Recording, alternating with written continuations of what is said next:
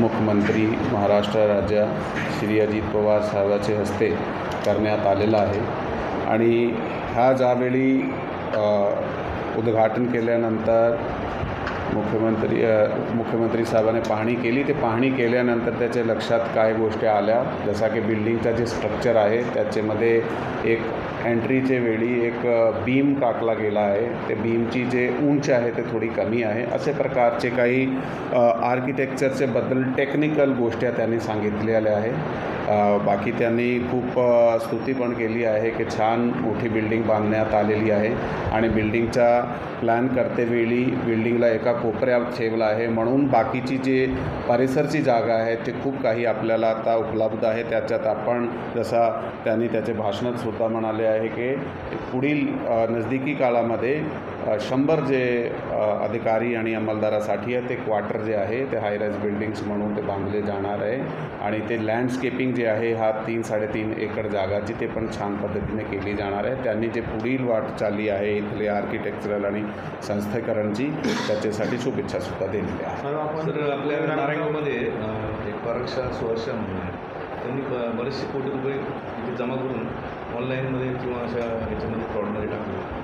अनेक लोकांची तक्रारी आहे, त्याबद्दल काय सांगा? आपल्याकडे जे हा तक्रार आहे ते मी मागून घेतो. आता ते त्या तक्रारीचा वाचन करतो आणि त्याच्या अभ्यासामधून जर कायदेशीर ते एक क्रिमिनल ॲक्टिव्हिटी आहे ते नक्की त्याच्यावर कारवाई केली जाणार आहे.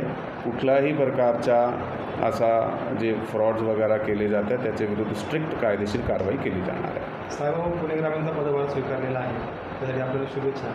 कायदा सुव्यवस्था राखण्यासाठी काय सूचना असतील आणि काय कशा पद्धतीने साहेबांनी किंवा इतर सगळ्या गुन्हे करायचे काम? सर्वप्रथम कायदा व सुव्यवस्थेसाठी हे आहे की जे जिल्ह्याचे नागरिक आहे ते सुद्धा स्वतःहून त्यांनी त्याचे राईट्स पण आहे, त्याची ड्युटीज पण आहे. त्यांनी सावधानिक पद्धतीने सर्व प्रकारचे जे प्रोटेस्ट आहे किंवा त्याची मागणे आहे ते सावधानिक पद्धतीने केल्या पाहिजे, पीसफुल पद्धतीने केली पाहिजे, पोलिसाच्या संपर्कात राहिले पाहिजे. समाजाचे जे अनुभवी नागरिक आहे त्यांनी पोलिसाबरोबर जे शांतता कमिटी आहे, व्यापारी संघटना असू द्या, इंडस्ट्रीजच्या संघटना असू द्या, महिला दक्षता समिती असू द्या, त्याचे मेंबर झाले पाहिजे. कम्युनिटी पोलिसिंगमध्ये पोलिसाचा आणि त्याचा सिव्हिल सोसायटीबरोबर खूप छान प्रकारचा एक कोऑर्डिनेशन असला पाहिजे.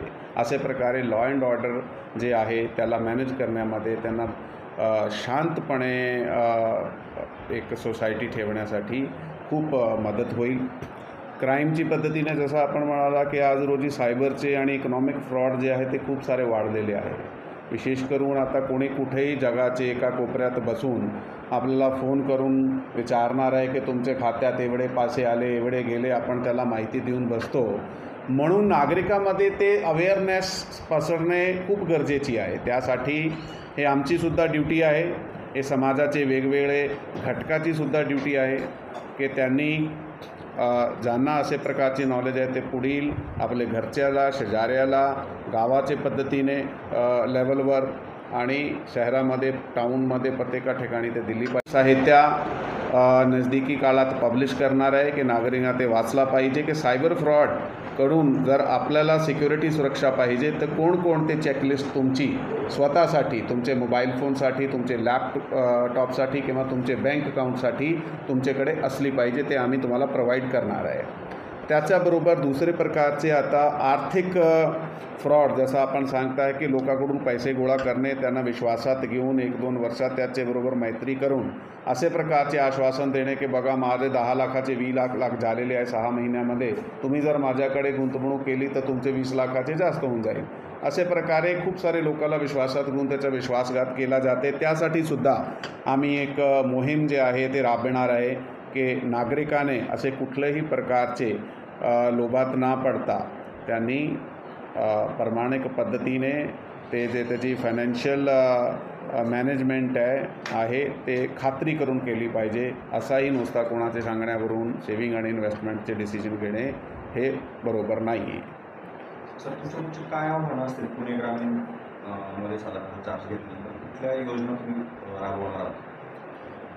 बेसिक पोलिसिंग जे आहे, बेसिक पोलिसिंगमध्ये सगळ्या गोष्टी आधीपासून चालू आहे. त्यामध्ये महिला सुरक्षाचे मुद्दे असू द्या, त्यामध्ये अँटी ड्रग ड्राईव्ज असू द्या, त्यामध्ये लॉ अँड ऑर्डर असू द्या, क्राईमची प्रिव्हेन्शन असू द्या, गोपनीय माहितीद्वारे केली जाणारी कारवाई असू द्या, ही जे ऑलरेडी पोलिसाची जे बेसिक कर्तव्य आहे त्यांना स्ट्रेंथन करणे, त्याची क्वालिटी वाढवणे, त्यांना इंटेन्सिव्ह करणे, प्रत्येका गावापर्यंत आमची पोहोच होणे, प्रत्येका गावाकोपऱ्यात जे लोक राहत आहे, ते नागरिक राहत आहे, त्यांना जर कधी ते पोलीस स्टेशन आले त्याची वागणूक चांगल्या प्रकारे त्याला दिली जाणे आणि त्याच्या लवकर ते लवकर त्याच्याकडे लक्ष देऊन त्याच्यावर कायदेशीर कारवाई करणे जे आहे त्याच्या तक्रारीवर, ही आमची प्रथम प्रायोरिटी राहणार आहे. त्याचबरोबर नागरिकाला ट्रॅफिकचे इश्यू असू द्या, आता ॲक्सिडेंट जिल्ह्यात खूप वाढलेले आहे, त्याच्यासाठी आम्ही एक नवीन प्रकल्प आमचा येणार आहे. त्यासाठी आम्ही काही ठिकाणी जिल्ह्यात स्पीड गन्स लावून ते ॲक्सिडेंटचं प्रमाण कमी होईल त्यासाठी एक पायलट प्रोजेक्ट नजदीकी कालावधीत सुरू करणार आहे. महिला सुरक्षेसाठी ऑलरेडी एक शक्ती प्रकरण बारामती तालुक्यात आहे. निर्भय पथक शहरात वेगवेगळ्या ठिकाणी काम करत आहे. त्याच्या सशक्तीकरण करण्यासाठी त्याच्यात अजून काय टेक्नॉलॉजी ॲडव्हान्समेंटसाठी आम्ही काम करणार आहे.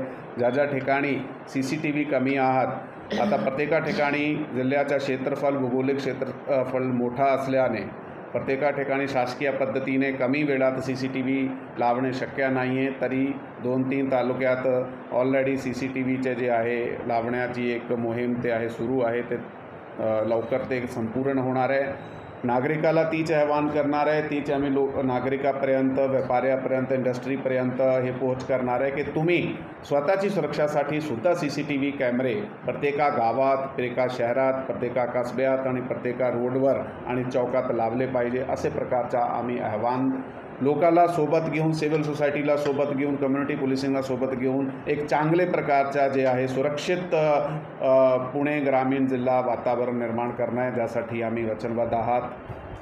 सर, आपण पाहतो की दिवसेंदिवस पोलीस स्टेशनचा कार्यभार वाढत चाललेला आहे, परंतु त्या पद्धतीने पोलीस कर्मचाऱ्यांची कमतरता अनेक ठिकाणी जाणवते. या संदर्भात काय? मागच्या वर्षी आमच्याकडे भरती झालेली आहे 400 अंमलदार. आता पुढच्या महिन्यात कदाचित आपल्याकडे ट्रेनिंगवरनं येणार आहे. तर बहुतेक खूप काही जे आहे, काही पोलीस स्टेशनचा जे कामकाज आहे त्याच्यासाठी सोयीकर राहणार आहे हा.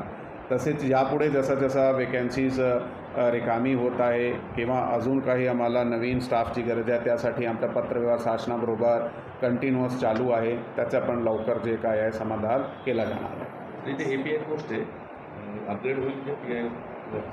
हा सध्याचा आढावा वेळोवेळी घेतला जाते. दरवर्षी ज्यावेळी हे आढावा घेतला जाते, क्राईम रेट काय आहे, लॉ अँड ऑर्डरची पोझिशन कशी आहे, तशाप्रमाणे ते डिसिजन घेतला जाते. त्याचा सध्या कमेंट करणे योग्य नाही आहे, परंतु भविष्यात याच्यावर विचार करण्यात येईल.